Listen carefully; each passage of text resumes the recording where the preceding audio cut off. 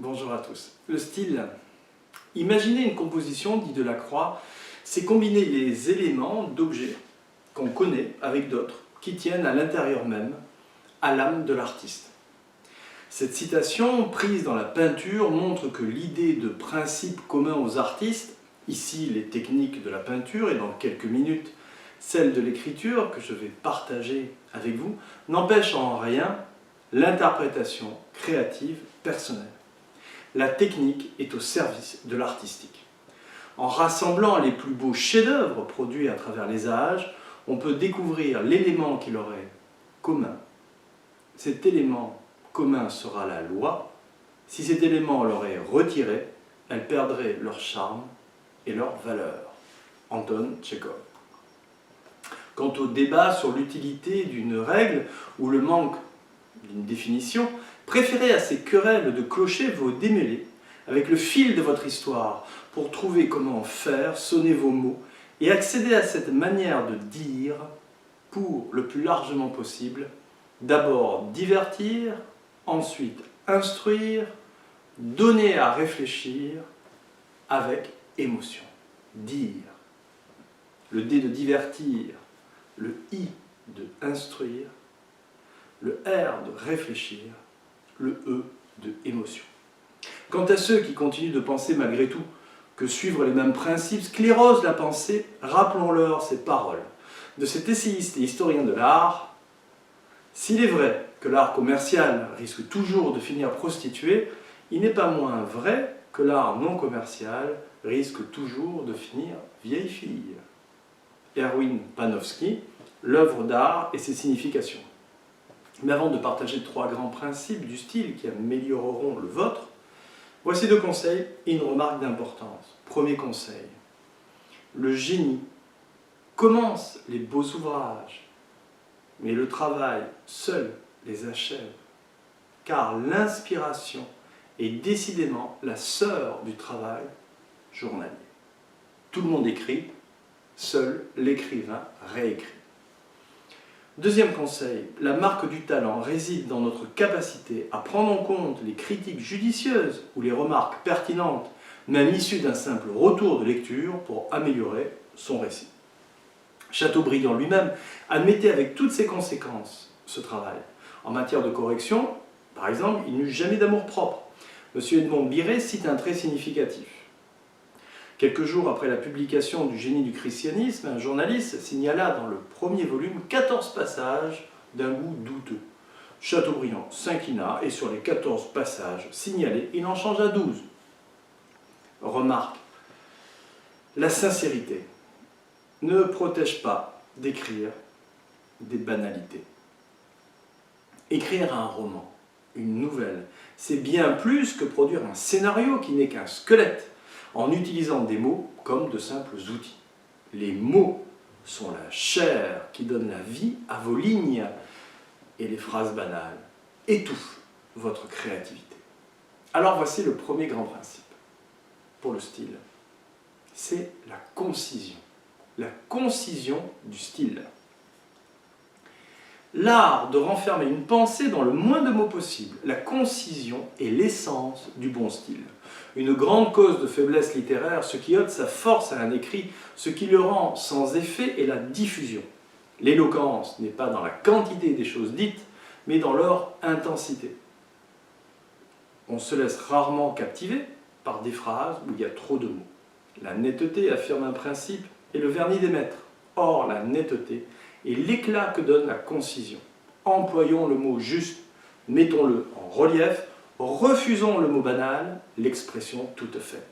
La concision ne consiste pas dans les phrases courtes plutôt que dans les phrases longues. Chacun à sa mesure. Le moule compte peu. La concision est l'art de condenser, de faire sortir l'idée d'une phrase dans une forme de plus en plus serrée. Je ne frapperai personne si je dis les pensées élevées, celles qui ennoblissent et exaltent l'homme, ont leur origine et leur source au fond de votre cœur. Mais la concision rendra l'idée forte si je dis avec le moraliste, les grandes pensées viennent du cœur. Nous devons éviter le superflu, l'encombrement, le verbiage, le surcroît des idées secondaires qui n'ajoutent rien à l'idée maîtresse, qui ne font que l'affaiblir. Antoine Albalat. Sauf à vouloir copier le piétinement verbal des pensées pauvres du quotidien, avec ces pensées qui se répètent sans se trouver, un peu comme vouloir décrire l'ennui d'une route encombrée où il ne se passe rien, quittez une idée avant de l'avoir mâchée dans tous les sens, avant qu'elle n'ait plus de goût. Là où vous pouvez mettre 4 mots au lieu de 8, faites-le. Cela n'a l'air de rien, mais ce genre de correction possède une grande portée, faite sur des pages et des pages. Dans l'idéal, on ne devrait pouvoir, dans une prose irréprochable, ni remplacer, ni retrancher un mot, sans en diminuer la beauté ou l'idée. N'oublions jamais le vers de Boileau, tout ce qu'on dit de trop est fade et rebutant, l'esprit rassasié le rejette à l'instant. Voici, pour mieux comprendre la concision, un extrait de Madame Bovary où Flaubert pousse la condensation à son point extrême et son grand effet vient de là. Dans la version manuscrite, il avait écrit « Mais, sous la poésie de l'heure présente, sa vie passée, si longue cependant, se rapetissait tout à coup, rentrant en soi comme les tubes d'une lorgnette, et elle doutait presque de l'avoir vécu, tant la place maintenant était petite dans sa pensée, tout cela lui paraissait de loin comme le souvenir d'un rêve. » Version définitive. Mais, aux fulgurations de l'heure présente, sa vie passée, si nette jusqu'alors, s'évanouissait, tout entière, et elle doutait presque de l'avoir vécue. Autre exemple de rapidité. Dans sa version manuscrite, Flaubert avait écrit « Quand l'ennui d'Emma, quelque temps se fut arrêté sur cette déception, et que les souvenirs du passé, comme une danse, eurent bien tourné tout autour de sa tête, la place de nouveau resta vide, et alors, la série des mêmes journées recommença. » Dans sa version définitive, il écrit « Après l'ennui de cette déception, son cœur de nouveau resta vide, et alors, la série des mêmes journées recommença. » La concision amène à réfléchir sur notre nombre de mots par phrase. Ce qui fait la qualité d'une bonne phrase, c'est l'unité et l'adaptation à son projet. La véritable éloquence consiste à dire tout ce qu'il faut et à ne dire que ce qu'il faut. La Rochefoucauld. La prose française emploie essentiellement 2 types de phrases. Premier type de phrase, phrase longue, liée. Plus de 45 mots, ceci est une moyenne. La phrase longue souvent s'embarrasse pour qui ne classe logiquement ses idées, ni ne les subordonne, ni ne les maintient dans une unité nécessaire. Elle peut facilement manquer d'harmonie parce que mal organisée, pour satisfaire l'oreille avec ses copules, être, paraître, ses qui et que, et ses répétitions de conjonction et, mais aussi augmenter le risque d'équivoque en oubliant le début de la construction qui cesse alors toute cohérence ou en la perdant de vue. Le deuxième type de phrase est la phrase courte coupée, formée de propositions indépendantes, en général juxtaposées, où les principales se complètent par des subordonnées courtes, donnant une allure alerte, nerveuse. Le style haché ne peut être l'idéal. La brièveté risque l'excessivité. Le laconisme, à trop condenser, fait perdre en netteté la pensée, l'explication. La phrase courte peut, sans y prendre garde, conduire à assécher la beauté littéraire, étouffer la passion, le tumulte des sensations et dénuder le cri habillé de la poésie. Puisque, comme le dit Victor Hugo, il n'est pas plus possible d'avoir le style sans avoir la pensée que d'avoir la beauté sans avoir un visage, ce qui convient le mieux est la phrase moyenne, entre 20 et 15 mots, pour qui est épris de clarté et de rapidité qui n'enlève rien aux idées, sensations, émotions et aux sentiments. S'exprimer avec le moins de mots possible ne doit pas se confondre avec une quelconque écriture télégraphique. Il n'est pas question de tout réduire à quelques mots. La condensation, cet art majeur de l'écriture, nécessite de dire l'essentiel avec relief et couleur et de laisser suggérer le reste. Il demande une rare maîtrise du mot juste, du raccourci expressif, de la mise en relief et de l'idée avec l'antithèse et du don de l'image. Il n'est pas question de tout réduire à quelques mots, et l'acquisition de ces qualités demande du temps. Alors, gagnons du temps en évitant les défauts des tournures suivantes. La prolixité, où l'auteur ne délimite plus son sujet et se perd en digressions et parenthèses. La verbosité, où l'on enfle abusivement son développement par des redondances ou superfluités de mots. Que mon teint pâle et mon visage blême veut dire la même chose, comme le souligne Malherbe dans sa critique de ce vers de Desportes. La tautologie aux répétitions déguisées d'une idée ouvrant à la palissade « Tu te tais maintenant et garde le silence !» C'est ce que prouve, malgré sa force, ce vers de Corneille. Car si on se tait, on garde automatiquement le silence. Citons aussi ce vers d'Eugène Scribe dans Le Lièvre de l'héritière, « D'avoir pu te tuer de son vivant, je me glorifie sans cesse. » On ne peut tuer quelqu'un que de son vivant. D'avoir pu le tuer de son vivant, je me glorifie sans cesse. Évitons le pédantisme, où l'on se délecte du mot savant ou technique que la plupart ne peuvent saisir, au lieu de lui préférer celui que tout le monde entend, tel que dire l'art halieutique, au lieu d'écrire l'art de la pêche. L'emphase et les outrances qui évoquent mais ne montrent rien. Grandiose était le paysage. On ne voit toujours pas le décor, saharien, montagneux, forestier. Elle lâcha le vase qui se brisa avec un bruit formidable. Donner la consistance du son renseigne sur la texture du vase, métallique, cristallin, en verre. Le style précieux, marqué tant par la fréquence que par la recherche des images rares et insolites. Le jet d'eau pleure comme une naïade au col recourbé dont les eaux courantes ont été détournées. Comtesse de Noailles.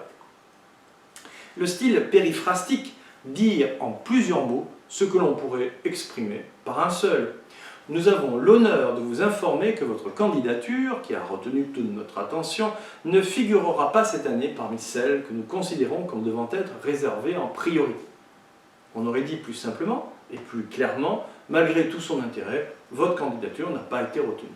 Refusons les images usées des clichés, les miroirs de l'âme pour les yeux, le plancher des vaches pour la terre, ne pas avoir toute sa tête, être fou. Fuyons le style fleuri, qui pêche par excès d'ornement, et l'abus des adjectifs, dont Aristote déjà nous mettait en garde. Alcidamas a ce défaut, il se sert des épithètes, non comme d'un simple assaisonnement propre à réveiller l'appétit, mais comme d'une viande à saouler, tant il se plaît à les prodiguer, à les choisir grands et longs, à les employer sans nécessité. Il ne se contente pas de dire la sueur, il ajoute l'humide sueur. Il ne dit pas les jeux de l'isthme, mais la solennité des jeux de l'isthme. Dire les lois, tout simplement, serait trop peu pour lui. Il ajoute les lois, reines des États. Il ne se sert pas du mot course tout seul, il l'appelle ce mouvement impétueux de l'âme qui porte à la course. Jamais il ne dira le chagrin, mais le triste chagrin de l'esprit. S'il faut dire il cacha telle chose sous des branches d'arbres, il ajoute sous des branches d'arbres de la forêt. Plus court veut dire souvent meilleur. Ce que l'on conçoit bien s'énonce clairement, nous dit Boileau. Un texte est de la pensée filtrée, approuve Stephen King. Tous pourraient se rejoindre dans le mot de Madame Necker, il faut préférer toujours la phrase la plus courte quand elle est aussi claire, car elle le devient nécessairement davantage. Exemple, à partir de maintenant, le chevalier à la lame brisée fera tout ce qui est en son pouvoir pour barrer la route à son rival victorieux. Dans cette phrase, tout ce qui est en son pouvoir peut être barré, parce que si le chevalier peut le faire, c'est que c'est en son pouvoir. Il regarde l'ensorceleuse avec un grand sourire sur le visage. Comme personne ne sourit avec ses mains, il est inutile de spécifier sur le visage. Écrivez, il regarde l'ensorceleuse avec un grand sourire. Mais si on veut faire plus court, il suffit d'écrire, il sourit à l'ensorceleuse. Les répétitions. Si mettre trop de mots est un défaut grave, répéter maladroitement les mêmes mots, c'est affaiblir son style d'une autre façon. Deux termes identiques, de même famille, dans un même voisinage, peuvent alourdir le propos. Répéter peut être utile pour insister, pour être précis, mais répéter dans les dialogues, mais répéter sans raison peut aussi donner au lecteur une impression de bégaiement, d'hésitation, de lourdeur, de manque de vocabulaire. Chateaubriand, dans ses mémoires d'outre-tombe, écrit dans son manuscrit de 1826, « Relégué dans l'endroit le plus désert, à l'ouverture des galeries des tours, je ne perdais pas un des murmures du vent, et ces murmures étaient étranges. » Dans ses mémoires édition Biret, 1849, il écrit « Relégué dans l'endroit le plus désert, à l'ouverture des galeries, je ne perdais pas un des murmures des ténèbres. » Un des murmures des ténèbres est bien plus original. Les verbes ternes. Parmi les répétitions qu'on se permet couramment et qui nuisent au style, signalons l'emploi épidémique des auxiliaires avoir et être. Tous les écrivains, et non des moindres, en fourmillent. On n'y prend pas garde et rien n'est si pauvre. Rien ne sent plus la stérilité, la diffusion et l'éparpillement. Pourquoi? Parce que les auxiliaires doublés d'un participe sont des mots commodes, tout trouvé pour remplacer les verbes propres, pour se dispenser de chercher le mot vrai, le seul qui dirait tout, qui le dirait mieux, le verbe serré et cohésif, le verbe qui ferait mal. Antoine Albanat. Il vaut mieux employer des verbes pleins, porteurs d'un sens propre et précis, plutôt que des verbes vides ou passe-partout, qui sont sentis comme mous ou incolores, des verbes ternes, être, avoir, faire, affadissent le texte. Comment les remplacer? Chateaubriand nous le montre. Manuscrit de 1826. Lorsque mon père était parti et que ma mère était en prière, Lucile s'enfermait dans sa chambre, je regagnais ma cellule où j'allais courir les champs. Mémoire 1849, édition Biret. Mon père parti et ma mère en prière. Lucile s'enfermait dans sa chambre. Je regagnais ma cellule où j'allais courir au champ. Flaubert nous le montre aussi. Dans la version manuscrite de Salammbô, il écrit « Ils faisaient avec leurs doigts des chiffres sur le sable ». Dans sa version définitive, ils dessinaient avec leurs doigts des chiffres sur le sable. Autre exemple, l'étranger a un chapeau brun sur la tête. L'étranger porte un chapeau brun. Dans le deuxième cas, on profite de la chasse au verbe terne pour alléger la phrase de ces trois derniers mots. Puisqu'un chapeau, sauf information contraire, couvre la tête, cette précision ici devient inutile. Un bon style rédactionnel devrait également éviter l'abus du verbe aller, sauf en tant qu'auxiliaire. Ces idées vont dans le même sens que les miennes. Ces idées évoluent avec les miennes. Encore quelques exemples. L'arbre était criblé de rayons pour les rayons criblés. Elle était saisie de crainte pour elle craignait. L'horizon était voilé de vapeur pour l'horizon se voilait, ou des vapeurs voilées. Elle sentit qu'elle était abandonnée du ciel pour elle sentit que le ciel l'abandonnait, ou elle se sentit abandonnée du ciel. Petite conclusion. Alléger les phrases, c'est chercher la simplicité. Ne pas dire plus qu'on ne pense, ni outrer ses émotions. Peindre naturellement les êtres, les choses, pour donner l'illusion de la réalité. Resserrer son propos en trouvant couleur et relief. Éviter les répétitions, c'est condenser son style en employant le mot juste, qui précise, qui dépeint au lieu d'esquisser. Mais, diront certains, on peut être grand écrivain même en se permettant ces négligences. Oui, mais avez-vous leur talent pour faire oublier vos fautes? Ah, si vous faites vote ce principe de concision, que vous soyez auteur, conteur ou écrivain, vous allégerez vos phrases et vous atteindrez plus facilement votre originalité. Tout ça est bien difficile, mais pour vous y aider, nous avons des guides d'écriture. Comment mieux écrire, raconter une histoire? Comment écrire une histoire fantastique en 5 semaines? Avec des conseils de très grands écrivains. Ou, pardonnez-moi, comment on devient écrivain, le travail du style, ou encore, comment il ne faut pas écrire. Super bouquin, avec l'art d'écrire enseigné en 20 leçons.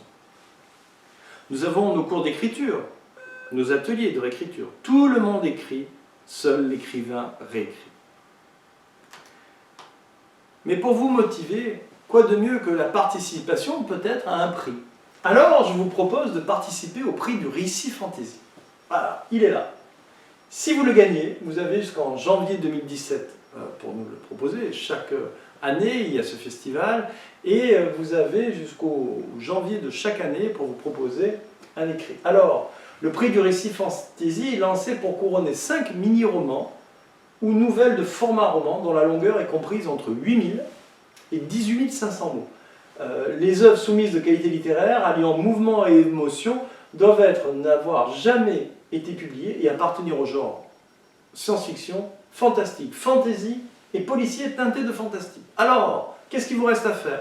Vous écrivez, date butoir, c'est lancé,